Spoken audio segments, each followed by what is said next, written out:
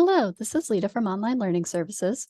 After receiving feedback from students, instructors, and Watermark support team, we have made changes to the EDA 546-547 Internship ePortfolio to create a more streamlined and easier submission process using Watermark. This video will break down what has changed and how students will submit their work. This video is specifically for CITE students. We have another video for Canvas students. Please check our OLS YouTube playlist for that video. Before we begin, I want to mention a few reminders. You need to have access to your St. Rose email in order to receive notifications from Watermark or do password resets for your Watermark account. We do not use personal emails. Do not use Safari or Microsoft Edge as your browser. We strongly encourage users to use Google Chrome or Mozilla Firefox as the browser of choice to ensure they are able to access Watermark. When using Chrome or Firefox, double-check that you are using the most up-to-date version of the browser. You can check on the Settings menu in your browser. We also recommend clearing your cache periodically to free up space in your browser.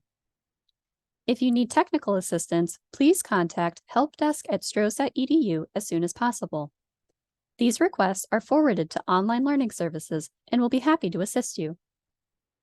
Now that we've gone over those reminders, let's dive into the changes we've made to the ePortfolio. Log into your Watermark account using your St. Rose issued email address. Before we dive into building the ePortfolio sections, let's look at the activity that the ePortfolio sections need to be attached to for your instructor to assess them. Go to your EDA 546 or 547 course on the In Progress page.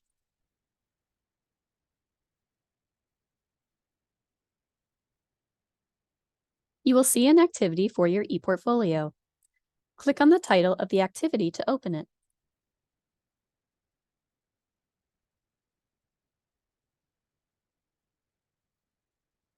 Instead of one ePortfolio button, there are now 8 different ePortfolio buttons to use.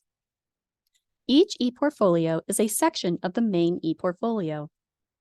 Each ePortfolio section has a template to use. You do not need to build them from scratch.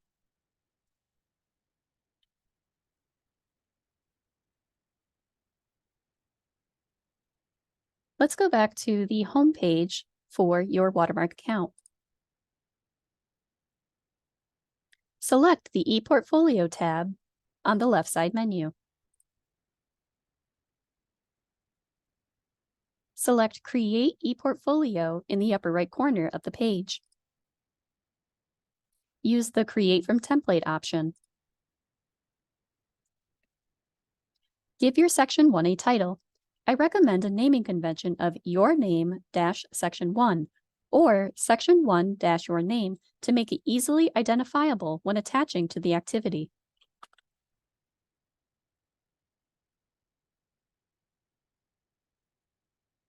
A description is optional. Use the template search bar to look for Section 1.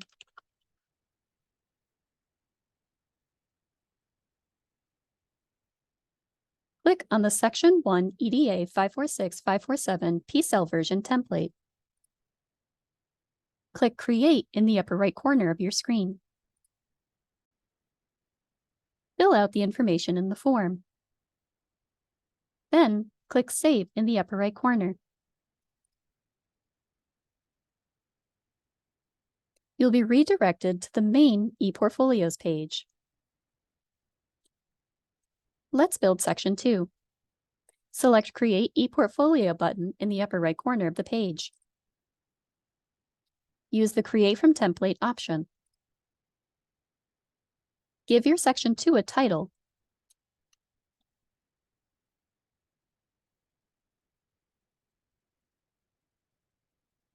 Use the template search bar to look for Section 2.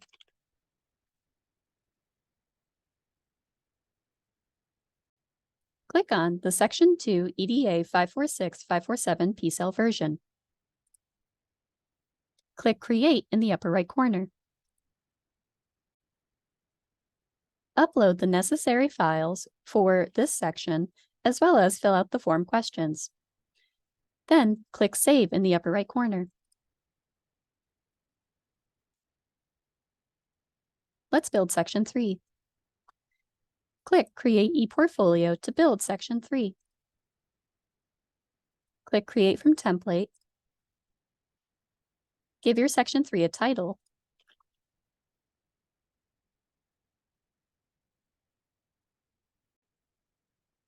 Use the template search bar to look for Section 3.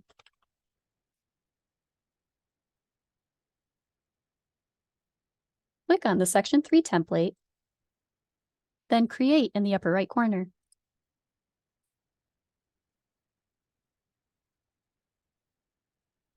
Upload all the necessary files for Section 3, then click Save in the upper right corner.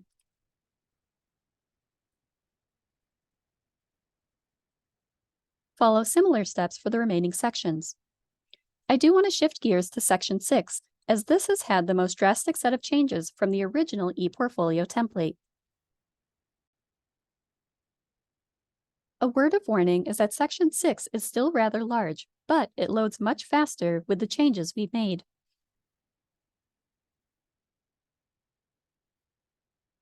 Instead of multiple upload buttons for each of the standards, each overarching standard has one file upload button. All files related to PCell 1, for example, should go in this file upload button. All files related to PCell 2 should go to that file upload button, etc. To minimize confusion, we strongly encourage you to give your files a naming convention that has the standard in the title. There are some examples in the instructions above.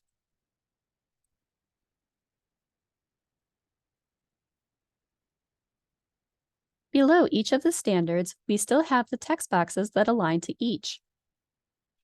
If you are uploading files gradually or want to save your work to come back later, click Save in the upper right corner before leaving Watermark.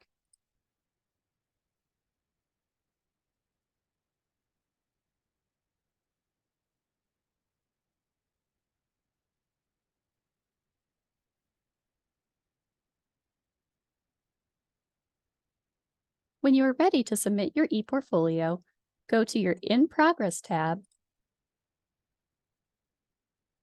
the EDA 546-547 section. Click on the Internship ePortfolio activity,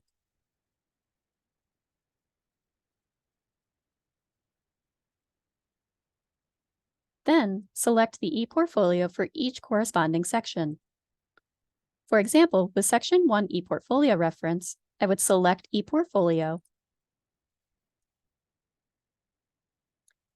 click the circle icon next to my Section 1 ePortfolio, then Save.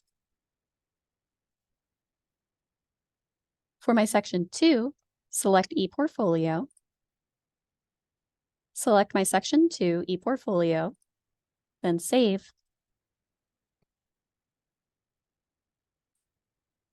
Same thing with Section 3.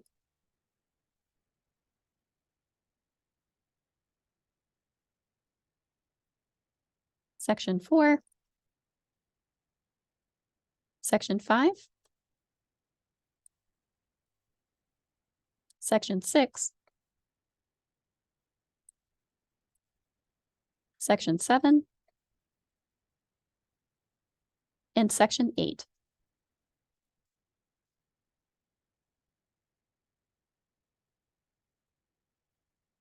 After you have attached each ePortfolio section to the activity in Watermark and are ready to send it off to your instructor, click Submit in the upper right corner.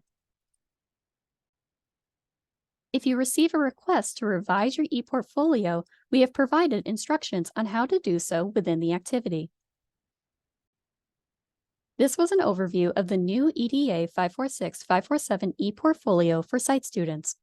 We hope you find this ePortfolio experience much easier than the previous version, but if you run into technical issues or have questions, please don't hesitate to contact us by emailing helpdesk@strohs.edu. Thanks for watching.